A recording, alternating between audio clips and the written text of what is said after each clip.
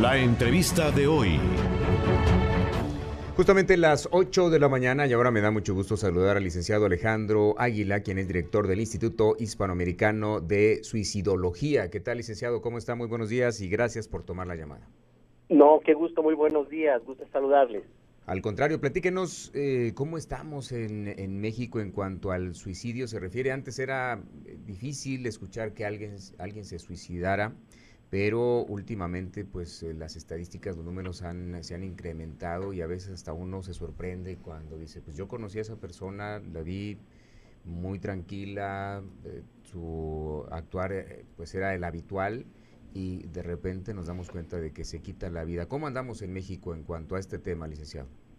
Pues bastante mal en el sentido del incremento tan grande que se ha dado a través de las investigaciones que hace el INEGI, en Sí. donde nos reporta tres cosas que nos deben preocupar y ocupar. La primera de ellas es que el suicidio ya se ha convertido en la segunda causa de muerte en jóvenes de 15 a 24 años de edad. Esto es bastante preocupante porque Claro. estamos hablando de jóvenes que están en este proceso de preparación, capacitación, algunos ya estarán terminando a lo de los 20, 22 años alguna carrera, se incorporarán al campo laboral y bueno, esto provoca que si los jóvenes no están apostando por la vida o no están queriendo continuar viviendo con proyectos de vida, estos jóvenes quiere decir que no se les está otorgando lo que necesitan, los recursos necesarios para seguir adelante. La segunda Es una, ¿verdad? situación, sí, esa es la primera. La, La segunda, nos reporta el INEGI que se ha incrementado en 3 décadas el 57% el suicidio en México. Para que se den una idea más o menos, ninguna enfermedad se ha incrementado tanto, ni el cáncer, ni el VIH, ni las enfermedades cardiopáticas tan grande como el suicidio. Esto quiere decir que, conjuntado con la tercera causa o la tercera situación que nos debe preocupar y ocupar, es que no hay ningún programa de prevención del suicidio a nivel nacional hasta el día de hoy, 2015. Alejandro, ¿qué tanto puede uno ayudar a prevenir esto? Porque a veces, y ocurre, como te decía al principio de la entrevista, conocemos gente que actúa pues igual que siempre y de repente nos avisan que se suicidó, que se quitó la vida y decimos, pero si nunca lo vimos ni siquiera deprimido, no lo vimos que diera señales de esto, ni siquiera hablaba de eso. ¿Cómo se puede detectar a alguien que va a intentar quitarse la vida? El fenómeno del suicidio es muy complejo. Yo quisiera mencionar que nosotros en el Instituto Hispanoamericano de Suicidología realizamos muchas investigaciones, tenemos un contacto con la Red Mundial de Suicidólogos a nivel, sobre todo latinoamericano, ya que hay una situación muy similar en todos los países de habla hispana, y encontramos primeramente que todos los suicidas mandan mensaje. Sí. Aquí la dificultad es que no sabemos identificarlas. Okay. Es decir, sí se requiere de conocer un poco más del fenómeno del suicidio para saber que alguien que ya no se está vinculando o alguien que no tiene proyectos de vida futuro o alguien que atraviesa una depresión pueda ser proclive a una situación suicida, tanto en riesgo como en acción. Entonces, estos serían los elementos que tendríamos que tener como focos rojos para identificar que alguien pudiera estar en riesgo. Alejandro, ¿se suicidan más los hombres que las mujeres o ahí es parejo?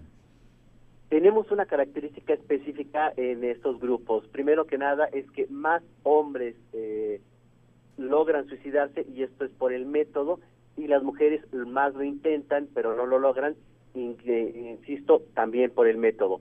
¿Qué pasa? El hombre tiene métodos más certeros como el darse un balazo, aventarse de un precipicio o ahorcarse. Mientras que las mujeres sus métodos son más rescatables, es decir, toman pastillas y esto puede lograr que se le lleve a un hospital y se le haga un lavado intestinal y se rescate a la paciente. Sí. Casi nunca se habla de cuando se rescata a una persona que intentó suicidarse. ¿Cuál es el comportamiento? Hay que estar muy al pendiente porque lo va a intentar otra vez. ¿Qué es lo que ocurre con ellos, Alejandro?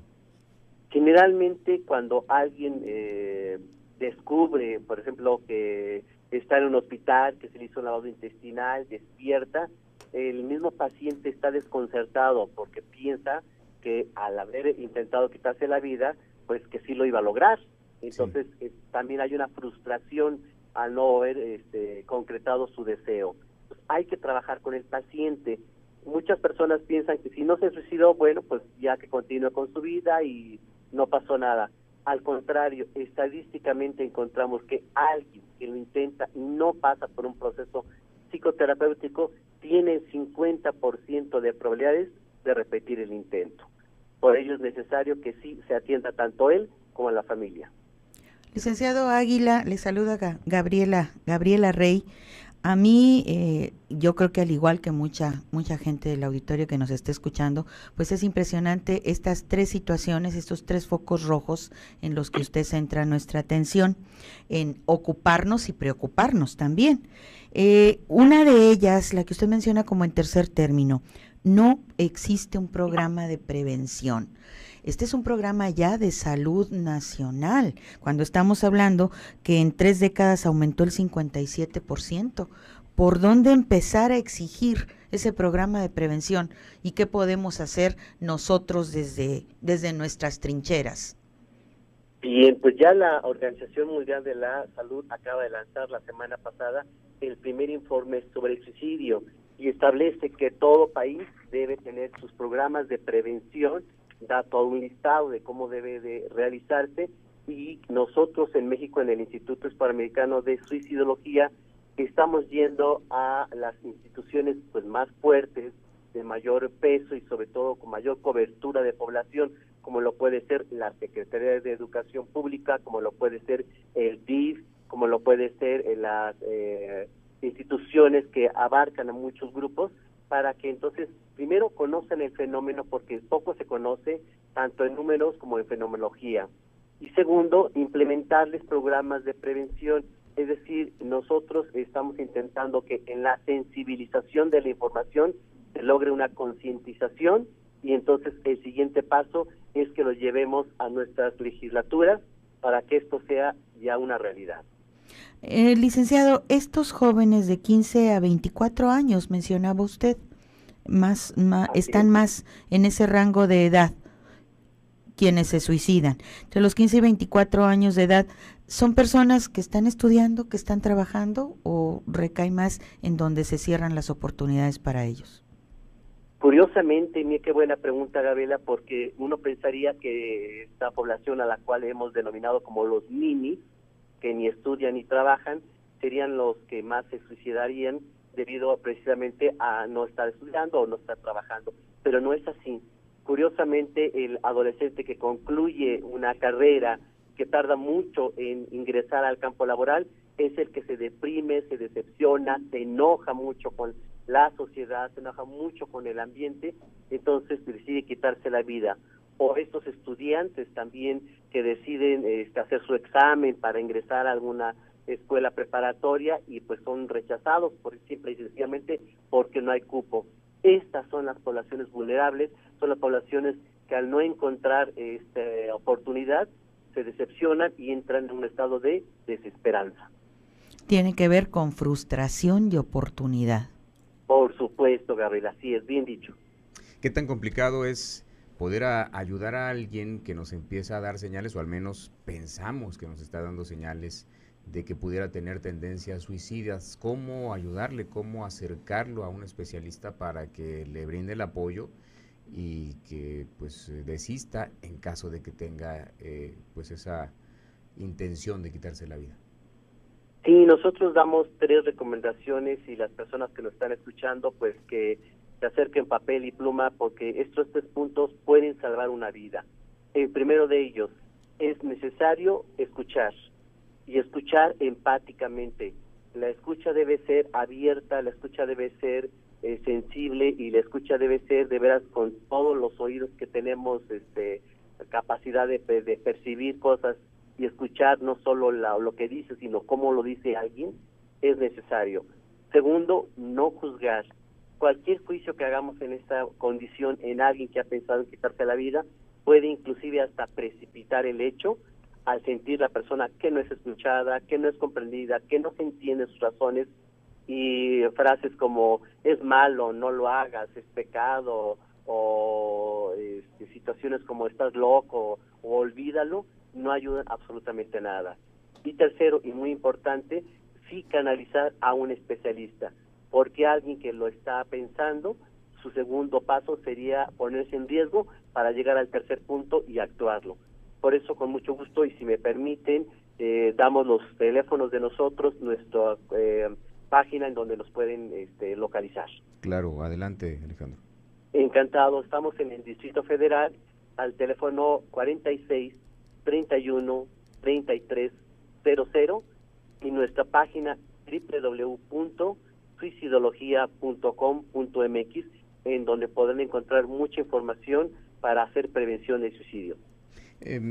Algo que no sé si ocurra, a lo mejor cuando algún joven o alguna persona que nosotros pensamos que está dando señales de que se pudiera suicidar, la invitamos a que se acerque a un especialista, a lo mejor lo primero que va a decir es que eso no es cierto, yo no estoy intentando ni pienso en quitarme la vida.